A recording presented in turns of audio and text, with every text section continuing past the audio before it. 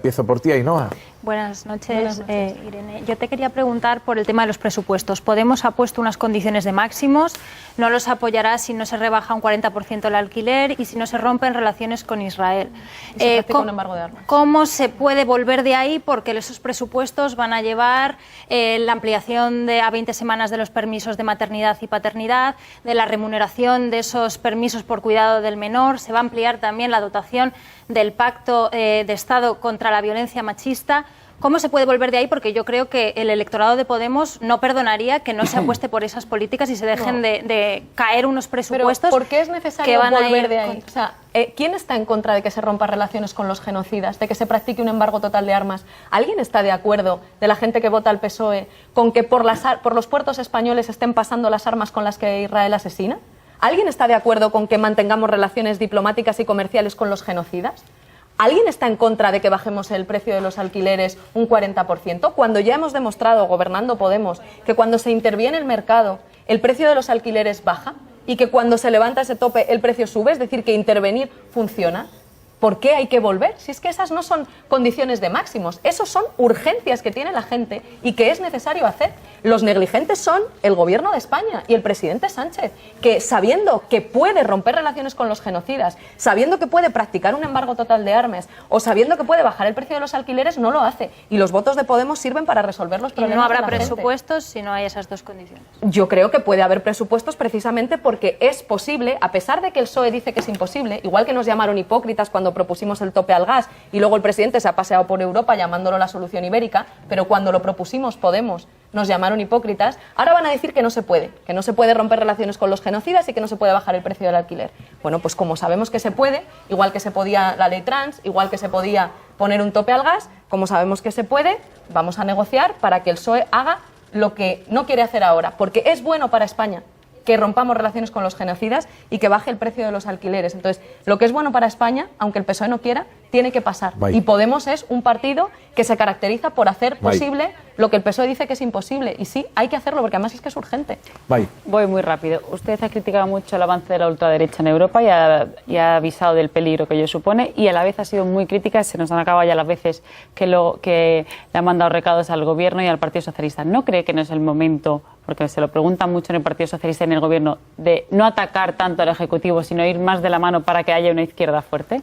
Lo que creo es que es momento de hacer cosas de izquierdas. Para hacer cosas de izquierdas, desgraciadamente, el PSOE nunca las hace solo. Necesita que haya una izquierda fuerte. Entonces nosotras estamos a esa tarea, que haya una izquierda fuerte que no le entregue el poder al PSOE, sino que negocie con ellos y que coopere con ellos. Yo creo que uno de los problemas más graves que ha tenido España en estos años no es solo que la derecha ha atacado a la izquierda, es que la socialdemocracia, la progresía mediática y política, ha dedicado muchos más esfuerzos a acabar con la izquierda que a hacer frente a la extrema derecha.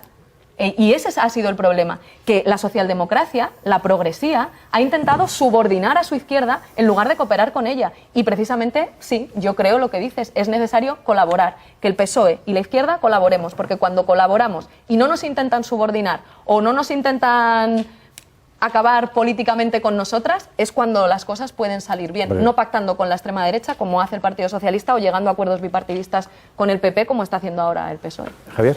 Sí, señora Montero, yo no me he podido leer el libro todavía, pero obviamente que Estoy segura de que quieres. Lo leeré, además con la recomendación de Xavi, seguro. Y será muy interesante. Pero llevo mucho tiempo, años, escuchándoles y en el Parlamento, a usted, hoy mismo en esta entrevista. La sensación que yo tengo, sin haber leído el libro, todo lo que hace el Gobierno, en la etapa en la que estaban juntos, lo bueno era de Podemos, lo malo siempre es del PSOE. El PSOE no hace nada. Además está entregado a la derecha y a la ultraderecha incluso. Si hay alguna posibilidad de tal, introducimos en el medio que la progresía mediática, la progresía judicial, la progresía de tal no funciona porque los medios no nos hacen caso. Voy al libro. ¿Algo habremos hecho mal en Podemos para tener solo 4 escaños en el Congreso de los Diputados? Usted que apelaba hace un rato al voto de los españoles. ¿Algo habremos hecho mal? Claro que sí, y algunas Porque de no las da esa cosas, sensación, escuchando. algunas de las cosas las explico en el libro, como la decisión que tomamos, ¿no?, de no presentarnos en las elecciones municipales en 2014, y a lo largo del tiempo, ¿no?, pues hay diferentes elementos, pero también explico en el libro que creo que a Podemos se le ha juzgado mucho más duramente por sus aciertos que por sus errores, y te voy a poner un ejemplo. Uno de los momentos en los que coincidirás conmigo en que Podemos está más dañado, sale más dañado electoralmente, es por defender el derecho a decidir y por defender que los catalanes tienen derecho a votar. Ahí se nos golpeó mucho, particularmente desde la progresía mediática, porque en ese momento el Partido Socialista estaba votando el 155 con el PP. Ahora que hay indultos, que hay amnistía, ahora todo el mundo dice que la mejor noticia para la democracia es el derecho a decidir y es la amnistía, y que el procés terminó siendo una judicialización de la política intolerable. Entonces, cuando Podemos lo defendía, ahí perdimos muchos votos y fuimos muy castigadas. Y sin embargo, se ha demostrado con el tiempo que era un acierto. El PSOE también cuando perdió defendimos, muchos votos, ¿eh? cuando, El presidente del gobierno también se jugó mucho en esa decisión, ¿no? yo creo que una fuerza política como la nuestra, cometiendo los mismos errores, para responder no a tu pregunta, porque te podría poner el ejemplo de la defensa del gobierno de coalición, de la ley trans, otros muchos, ¿no? Pero una fuerza política que hubiese cometido los mismos errores que nosotras, pero no hubiese sufrido la guerra judicial y mediática, no solamente por parte de la derecha, sino los intentos de destrucción de la progresía también, tendría ahora los mismos votos que tenía en ese momento. Sí, lo creo. Creo que la evolución política de Podemos se explica mucho más por la guerra sucia contra nosotras, y prueba de ello es que cuando al presidente le ha rozado un poquito se ha tenido que ir 5 días a pensar si le merecía la pena seguir. Creo que eso no quiere decir que no hayamos cometido errores, pero una fuerza política que cometa los mismos errores que nosotros y no sufra esa guerra sucia judicial tendría mucha más fuerza electoral.